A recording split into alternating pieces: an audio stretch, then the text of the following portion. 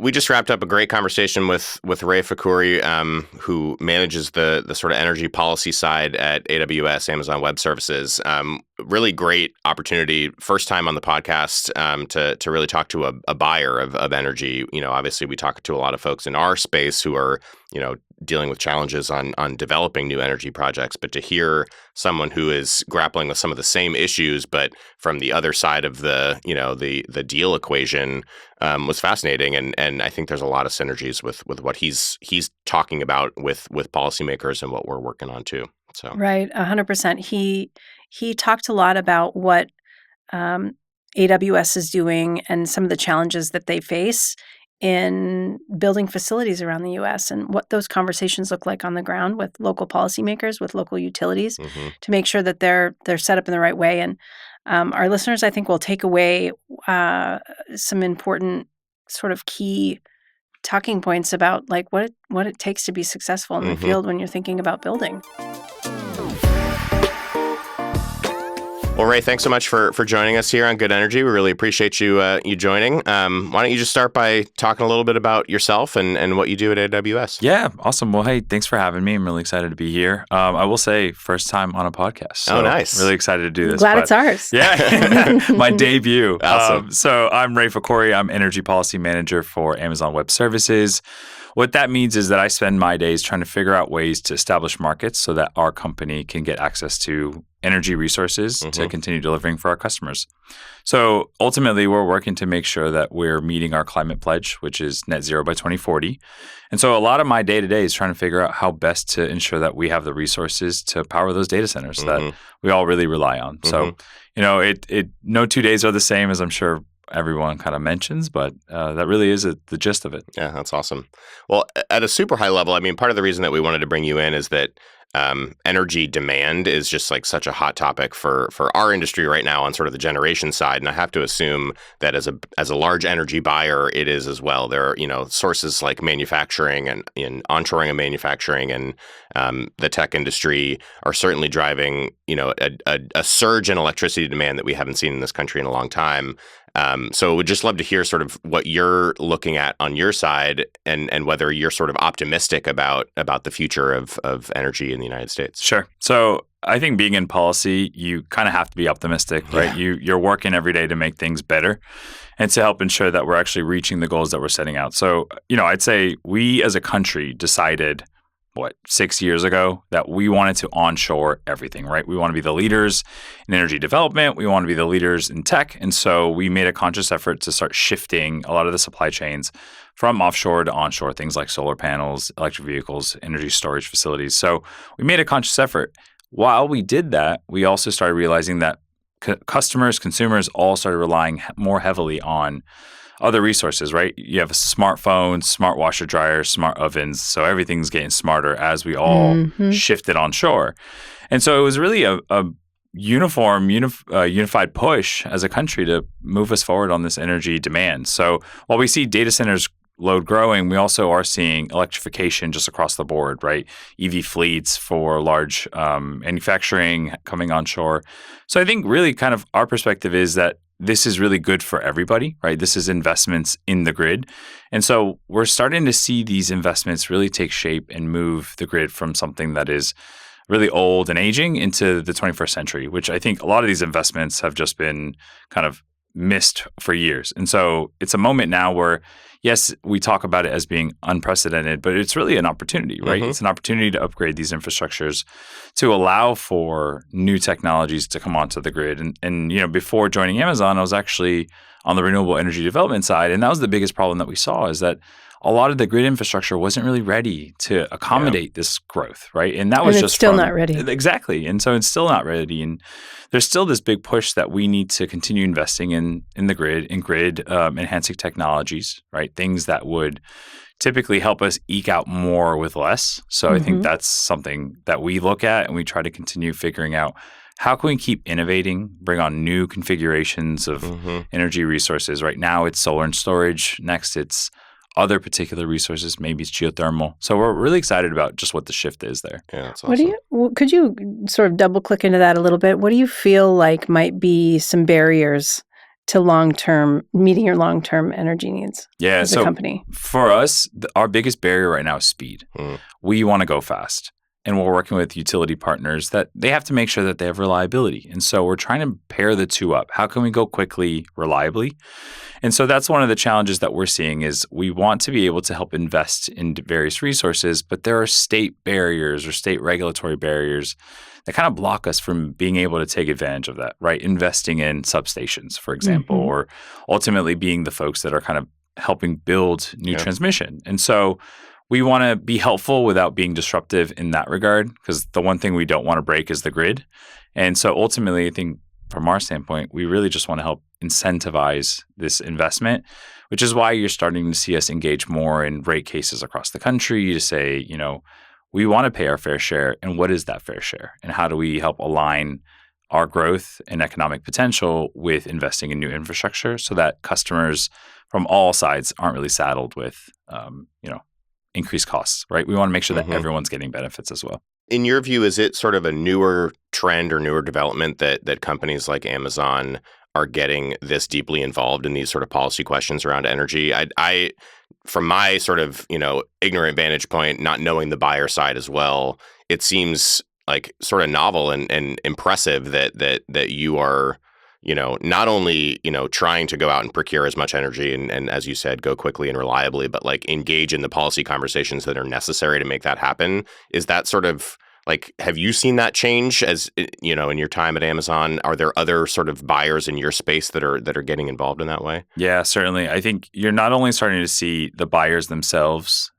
engage more as a customer, but you're starting to see associations start engaging a bit more at these wholesale market levels, establishing the market design rules.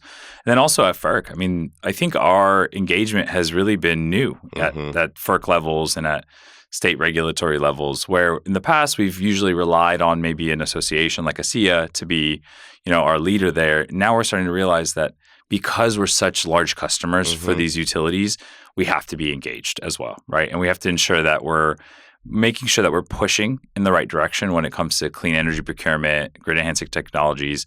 Because I think a lot of our utility partners have just done things a certain way for a really long time, and which is good, right? It's ensured that we've had the economic growth that we've needed for the last 100 plus years. And now as we've integrated new technologies into the mix, we're starting to think of new ways to do it, right? How do we actually deploy electric vehicles and have them charging at the right times, right? How do we use AI and machine learning to sort through interconnection queues? Really important questions that we may not have had to ask 5-10 years ago. Right. Speaking of questions, how do you gauge which markets are more attractive for building in? Are you thinking about those questions when you're looking at where you want to stand up new facilities? Yeah, I think that's a really good question, and a question that we ask often is, where do we go and how do we get what we need? And I would say in the past, it was you'd call up a utility and say, we are going here. Can you find us capacity? Now with integration of machine learning and artificial intelligence, Gen AI, we're more so working with our utilities to say, where do you have excess capacity? And so now we're able all to over have the U.S. All over the U.S. So first thing is, where do you have excess capacity, both in energy generation and then on transmission side? And then it's a question of, well, where do you have access to fiber? Where do you have access to water? Where do you have access to land? And so we start ranking those and go down a list and better understand, well, hey, these markets look good for this particular reason. These markets look good for that reason. And while you can think about the first maybe gigawatt of capacity, we also have to think about where are we in the next gigawatt, right? So how do we think about long-term growth, the next 10, 20, 30 years worth of investments? So I think it's kind of a partnership when we work with our utilities, because ultimately at the end of the day, we are their customers, despite being the size that we are. This might be too much of a question to solve for in such a short period of time, but is the process the same outside the U.S. when you're thinking about where you're going to build? Yeah, so I'm primarily focused in the Americas, but I will say that we see similar challenges across the world when it comes to interconnection and access to capacity, right? Those are similar problems.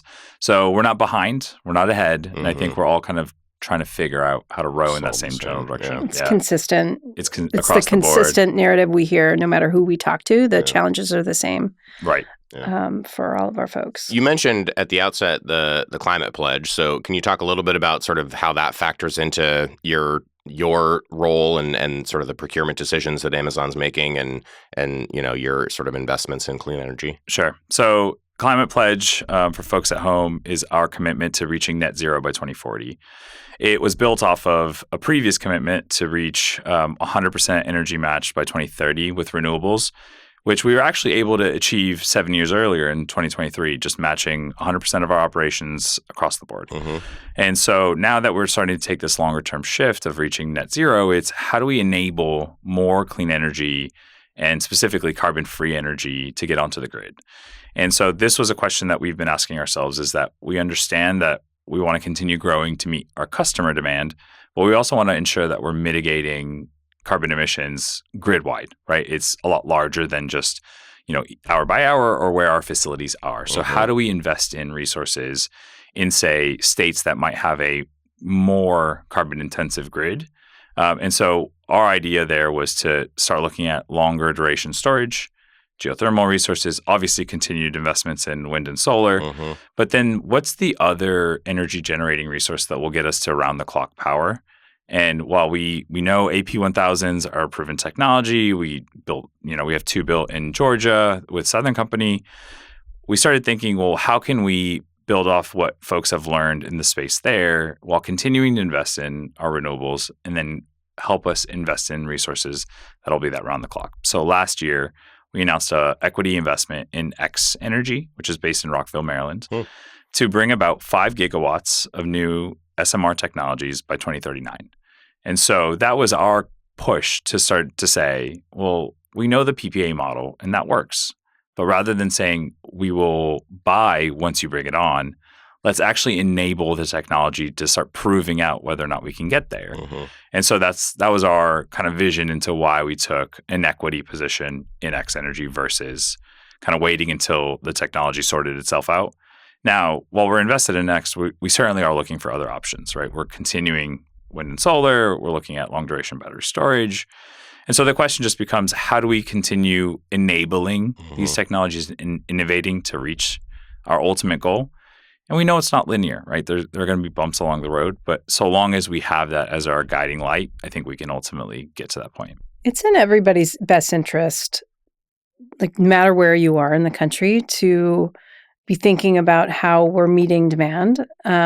What advice would you give policy leaders in the states, in the field, maybe their governor's staff or folks who are working in the State House, to be thinking about when they're looking for ways to make sure that their local markets are set up in a way to attract business?